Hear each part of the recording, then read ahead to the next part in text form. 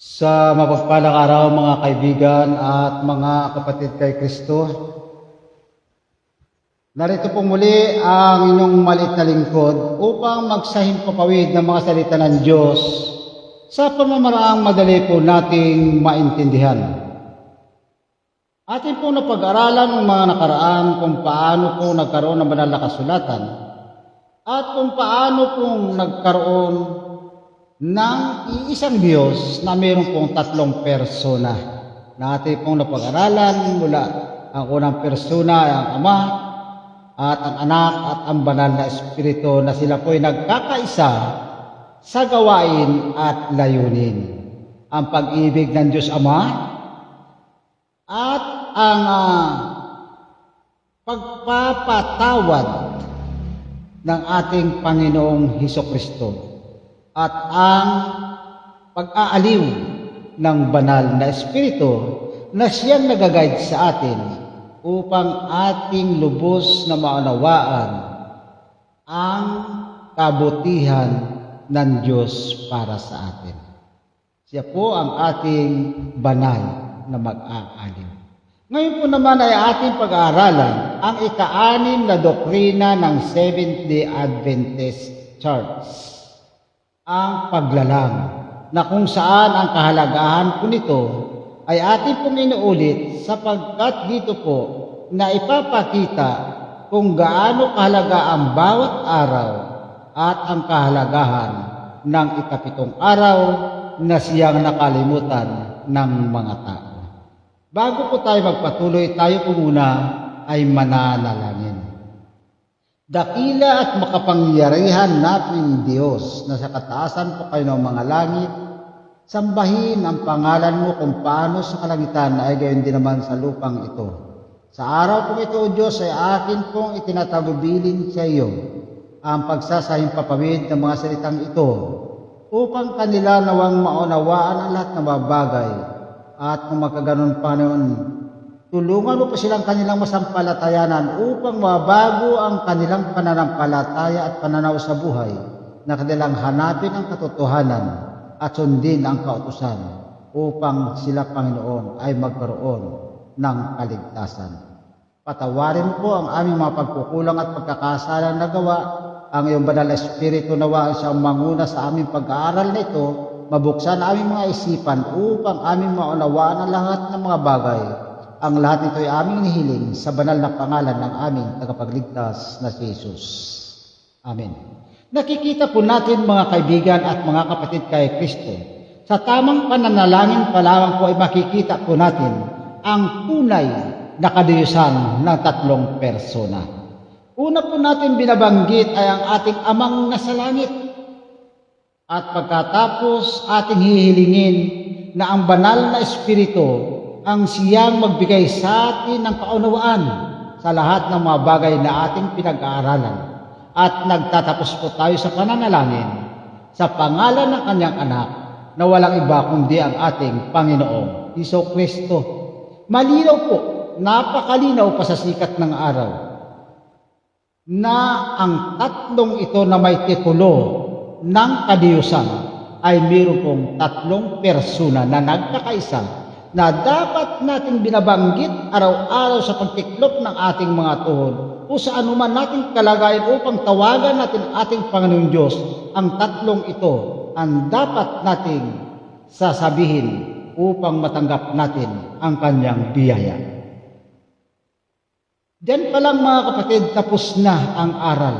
Alam na po natin na ang tatlong ito ay nagkakaisa sa layunin at nagkakaisa sa pag-ibig at kadiyusan. Atin pong pag-aralan ang paglalang. Sa ganun ding proseso, may mga kumpletong talata at malinaw na paliwanag para sa kapakinabangan po ng mga nakararaming nakikinig natin yung mga kabaguhan pa lamang po sa pag-aaral ng banal na kasulatan. Ano ang doktrina ng paglalang? Ang paglalang ay ang paniniwalang ang Diyos ang lumikha ng langit at ng lupa. Opo. Araw, ang buwan, ang bituin, lahat ng may buhay, kasama na ikaw at ako, kapatid ko, na nilikha ng Diyos sa kaniyang larawan. Ang paglalang ay literal na naganap sa loob ng 6 na araw. At ang ika-7 araw ay kanyang pinagpahinga at pinabanal. Sino po nagpahinga sa ika-7 araw? Ang Panginoong Diyos. Kung ang Panginoong Diyos na siyang manlalalang na lagi natin sinasambit, ano pa kaya tayo na tagasunod na nilalang lamang ng Panginoon sa kanyang sariling mga daliri at hiningahan ng hininga ng buhay, ang hindi susunod sa ika-7 araw na dapat nating ipahinga? Opo. Ganito po ang simula ng paglalang. Dito po sa Henesis Kabanata 1, ang talata po'y 2. At ang lupa ay walang anyo at walang laman, at ang kadiliman ay nasa ibabaw ng kalaliman, at ang Espiritu ng Diyos ay sumasibabaw ng mukha ng tubig. Ibig pong sabihin nung wala pa ang sanlibutan ito, wala pang mukha, wala pang langit, wala pang lupa, ang Espiritu ng Diyos nandun na. Magkakasama na sila ng Ama. Opo, kaya nga po sa una natin pinag-aralan, ang sabi po nito, lalangin natin ang tao ayon sa ating wangis, ayon sa ating larawan. Ibig pong sabihin, ang Diyos po ay mayroong kausap. Wala pang sanlibutan, wala pang tao, wala pa si Adan at si Eva.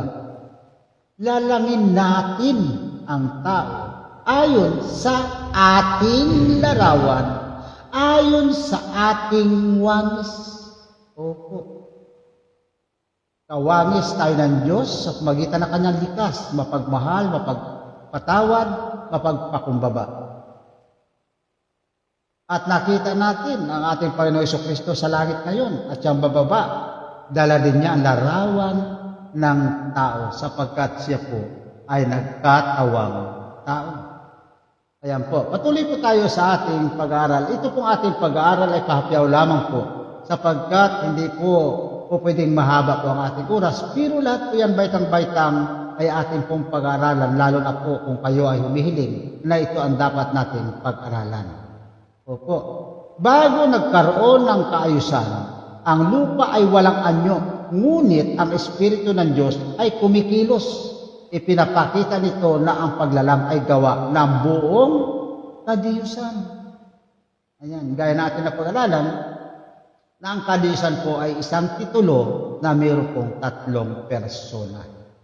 Ang paglikha po ng ang paglikha sa loob ng 6 na araw at ang Sabat. Dito po sa Exodo Kabanatang 20, ang talata 8 at 11. Alalahanin mo ang araw ng Sabat upang ipangilin. Bakit po sa 10 utos na isinulat ng daliri ng Diyos sa isang tapyas ng bato na iniukit na kanyang sariling mga kamay?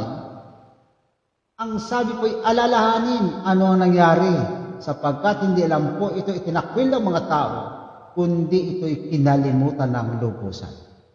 6 na araw, sabi ng Panginoon, nagginawa 6 na araw nagagawa ka at iyong gagawin ang lahat ng gawain. Ngunit ang ika-7 araw ay Sabat sa Panginoon mong Diyos. Sapagkat sa 6 na araw ay nilikha ng Panginoon ang langit at ang lupa, ang dagat at ang lahat ng nasa mga yaon, at nagpahinga sa ika-7 araw. Kaya't pinagpala ng Panginoon ang araw ng Sabat at pinakabanal. Dito po sa 7 araw, alin po ba ang pinagpala ng Diyos at pinabanal? Walang iba po, kundi ang ika-7 araw na siya niyang pinagpahinga, na siya niyang iniuutos sa atin, at siya niyang pinapaalaala sa atin na alalahanin. Ang Sabat ay alaala ng paglalang. Kung kakalimutan mo ang araw ng Sabat na alaala ng paglalang, kalimutan mo na rin na ikaw ay naging tao. Kung hindi literal ang 6 na araw, mawawala ang batayan ng ika-4 na utos. Ang paglalang ay tunay, literal, at makasaysayan. Opo, mga kaibigan at mga kapatid kay Kristo. Huwag nating kalimutan na kung paanong nilalang ng Panginoon ang buong sansinukob ang buong sanlibutan, kasama ikaw at ako, kapatid ko, na ito ang ika-4 na utos ay alaala ng paglalang ng Panginoon sa loob ng 6 na araw at nagpahinga siya ng ika-7 araw. At ang ika-7 araw ay nagsimula po nung lumubog ang araw. At nagkahapon at nagkaumaga ang ika-6 na araw. Ibig sabihin po, ang pagbilang ng araw ay mula sa paglubog ng araw at sa paglubog kinabukasan. Hindi po pwedeng maghiwalay ang 24 oras sa hating gabi. Opo, tradisyon na lamang po ng mga tao yan, hindi po yan ang tamang pabilang, kundi sa paglubog ng araw hanggang sa paglubog. Kinakailangan sa paglubog ng araw ay Sabat na magpahinga ka na, ayon sa itinagubili ng Panginoon, at muli kang gagawa ng iyong mga gawain sa unang araw, paglubog ng ika-7 araw. Opo, mga kaibigan at mga kapatid kay Kristo, iyan po ang tamang pagbilang ng araw upang huwag tayong magkasala sa araw na ika-7 na siyang binasbasan ng Panginoon na sa kanyang binanal. Opo. Dito po sa awit, Kabanatang 19, ang talata 1 hanggang 6, ito po sinabi ng ating Haring si David, ang mga langit ay nagpapahayag ng kaluwalhatian ng Diyos. Makikita po natin sa kanyang mga nilikha, pag tingala mo sa langit, makikita mo ang kaluwalhatian ng Diyos. At ang kalawakan ay nagpapakita ng gawa ng kaniyang kamay. Bakit po? Walang pananalita o wika man. Ang kanilang tinig ay hindi naririnig. Ang kanilang panukat ay lumalabas sa buong lupa. Opo. Bakit? Nagkukusa silang gumagalaw. Sumisikat sila, lumulubog sila sa hapon at muling sisikat sa araw. Paglubog nila sa hapon, nagbibigay ng dilim upang ang tao ay makapagpahinga sa kanyang mga gawa at muling sisikat ang araw upang gawin natin kung ano ang itinagubili ng Panginoon para sa sangkatauhan. Ganyan po sila kumikilos, walang nagpapaikot, ngunit sino ang nagpapatnubay sa kanila? Ayan. Kaya makikita po natin na ang kapangyarihan ng Diyos ay umiiral hanggang sa kapanahunan natin ngayon. Ang kalikasan ay nagpapakita ng kaluwalhatian ng Diyos. Opo. Ang kalikasan ay tahimik na nagpatotoo na mayroong manlilikha. Ang kaayusan ng araw, buwan at bituin ay patunay ng kanyang karunungan. Sapagkat paglubog ng araw na siya nagbibigay ng liwanag sa atin, muling sisikat ang buwan upang tumanglaw. At sasamahan ito ng magagandang nakikislapang mga bituin upang ating maalaman na mayroong manlilikha at siya nagpapatunay ang mga bagay na ito na mayroong Diyos na nagpokontrol ng lahat ng mga bagay. Opo. Nalikha sa pamagitan ng kanyang mga salita. Makikita po natin, mga kaibigan at mga kapatid kay Kristo, ang dalawang pagkakaiba. Ang una, ang nilikha ng Panginoon, ang sanlibutan at lahat ng narito sa pamagitan ng kanyang mga salita. Opo. Dito po sa awit, Kabanatang 33, ang talata 9, at patuloy po tayo sa talatang 6 at tayo ay tatalon ng sa 9. Sa pamagitan ng salita ng Panginoon ay ginawa ang mga langit sapagkat siya ay nagsalita at nangyari. Siya ay nagutos at tumayong matibay. Nakita po natin kung gaano ang kapangyarihan ng Panginoon nung kanyang likhain sa pamagitan ng kanyang salita ang buong sanlibutan ay ginawa ito sa pamagitan ng kanyang kapangyarihan. Nagsalita pa ang Panginoon at nangyari. Siya ay nagutos at tumayong matatag. Isang halimbawa po, sinabi ng Panginoon, magkaroon ng kalawakan. Lumabas po ito sa magitan ng kanyang salita. At tumayong matibay ito. Tumayong matatag sa magitan ng kanyang mga utos. Hindi ito mahabang proseso ng evolusyon. Nagsalita ang Diyos at agad itong nangyari. Ang kanyang salita ay may kapangyarihan.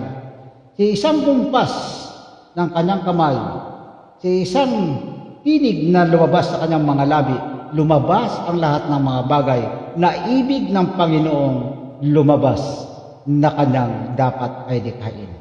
Ang Diyos ang tagapagtustos ng buhay.